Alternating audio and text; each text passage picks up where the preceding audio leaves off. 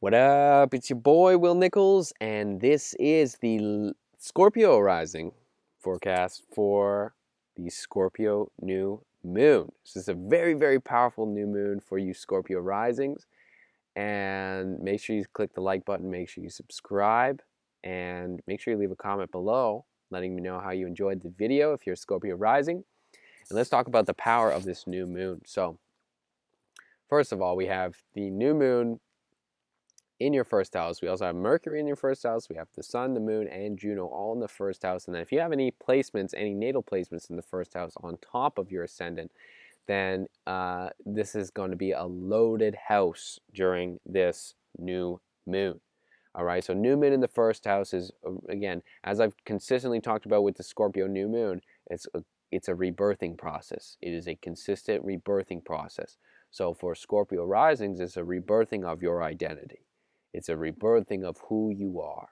It's a rebirthing of how you perceive yourself, how you choose to portray yourself, and the types of values that you hold towards yourself. You know, maybe for a little while or a long time, who knows, maybe your whole life, you haven't valued yourself in the way that you know you're truly worth. Or maybe you have, but not in all areas, okay?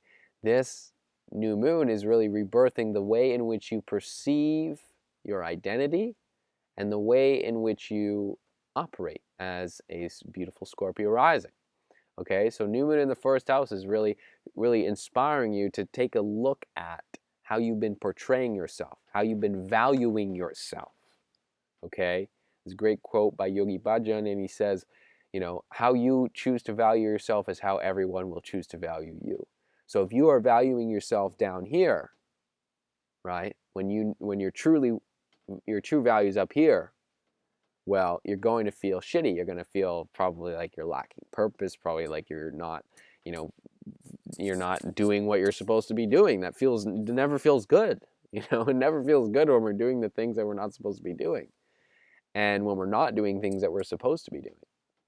So let this new moon be a reminder to you of your true worth. Let this new moon rebirth that aspect of you. With Mercury in Scorpio in the first house too, it's really taking a look at how the kind of mindset that you've had towards yourself, right? This is going to be a big mindset shift that needs to take place if you are to truly experience the rewards of this rebirthing process. And the rewards is you get to live your life on your terms. You no longer get to be limited by your perspectives about yourself, your limiting beliefs towards yourself, your nagging towards yourself, or just constantly afraid of the judgments of other people. Okay, because that is a flaw that, as much as Scorpio risings are fixed, dominant for sure, and that being your main axis being a fixed axis too, just because you know your kind of portrayal of who you are is dominant doesn't mean you're not worrying about what other people are thinking. In fact, fixed signs can be very self-conscious. In fact, some of the most self-conscious people. Okay, because they're kind of usually using their outer reality as a means of validating themselves, as most of us do, you know. So with this new moon in your first house, let this be a reminder of your value. Let this be a reminder of your worth, and let a kind of deeper illumination towards seeing your true value shine through. Meditate on your true value. Meditate on, you know, the value that you have. What do you offer people as you interact with them? You know, it's not just silence. There's a deep energy there and you impact people in a very, very magnetic and powerful way. A way that sometimes people can't fully put words on, and maybe you can't even fully put words on, and that's okay. But try and put words to it. You got Mercury in the first house, you know, with this new moon in the first house. Put some words on that. Be able to really process and perceive the true value of your gifts and what you're here to do. Okay. You also have the Jupiter-Pluto conjunction in the third house, so this can be is really much about rebuilding and reframing the mindset that is required in order to sustain that value. okay? Because in order for you to, if you've had such a low sense of self-worth, and I'm not saying all of you Scorpio rising have a low sense of self-worth, of course, but I'm just giving an example. If you are someone who's had a low sense of self-worth, and then, you've had these kind of beliefs and these ideals about who you are and what you're worth and what your value is and what skills you have and all that sort of stuff and how people perceive you and how people have valued you, if you're constantly going off of the past, you're not allowing yourself to check in with you.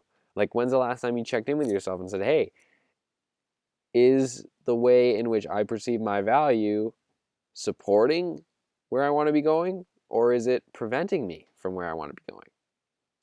If you feel like you're just kind of not doing much, or you haven't been in like the full, expression of yourself recently, then really reflect on that. Reflect on how you can be more expressive, how you can truly come into your most expressive energy. Okay, Mars is transiting in your 6th house too. So, I mean, really pay attention to how that's manifesting in the body. When stress manifests in the body, that can cause tension, that can cause dis-ease and discomfort within the body.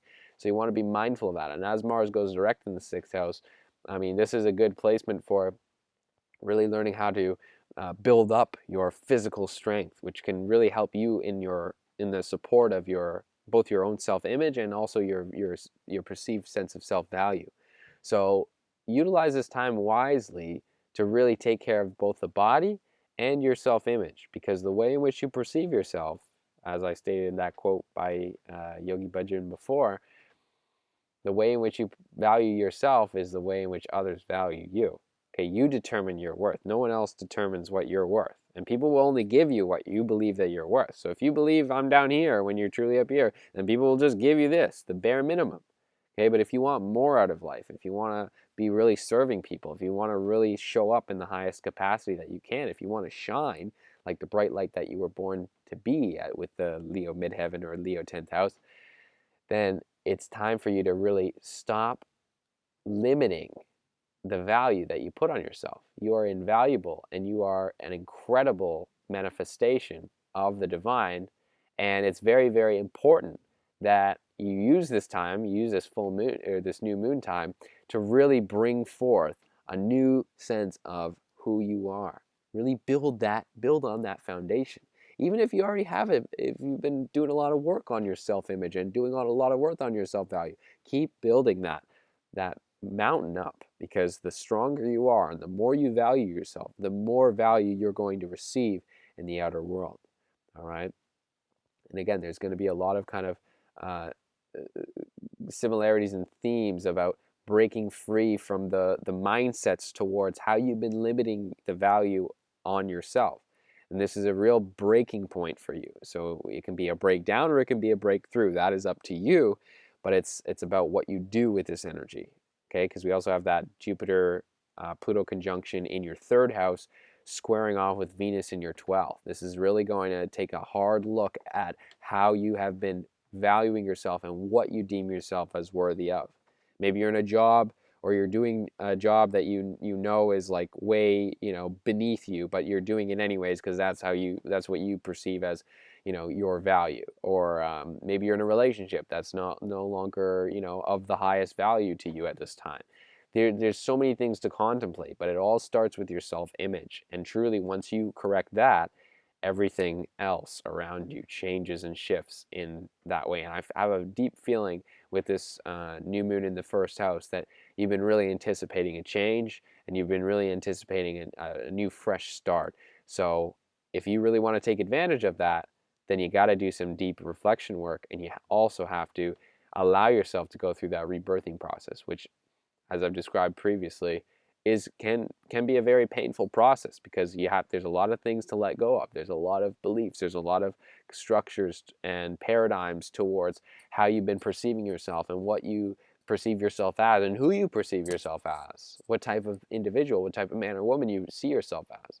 And when you can shift that paradigm a bit, when you can kind of rearrange it in a way that prioritizes valuing yourself in the highest light, your entire life will change, guaranteed.